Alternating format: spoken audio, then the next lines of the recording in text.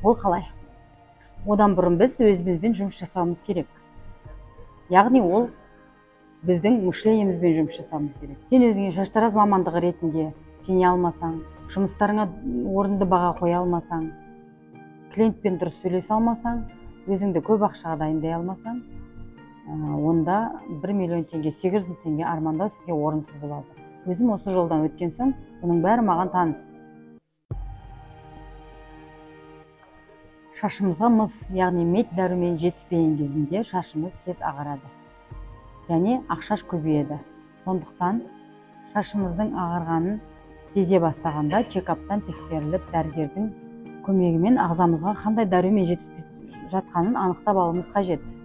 Және оған қоса ұйқысыздық дұрыс режимге қоюымыз міндетті. Ұйқымызды дұрыстауымыз міндетті.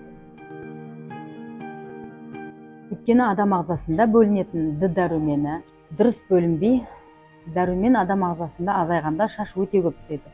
Және сонымен қатар минералдар, мелатонин аз бөлінгенде түсе бастайды. Ол мелатонин бізде түнгі сағат 11 мен 3 аралығында жақсы бөлінеді. Сондықтан сіздерге айтар маман ретінде кеңесім, түнгі ұйқыға міндетті түрде көңіл бөліңіздер.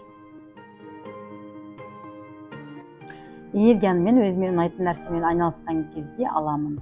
Өзім прям рахаттанып, сүйсініп жасайтын іспен айналысқанда менде энергия пайда болады. Және мен міндетті түрде ұйқы уақытына қатты мән беремін.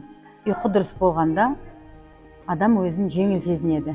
Неге? Өйткені адам ағзасында түнгі сағат 11 мен 1 аралығында адамның біріншіден миы демалады, ал 1 мен 3 аралығында адамның тәні демалады. Сол үшін де айтар кеңесім, ұйқыға қатты мән беріңіздер.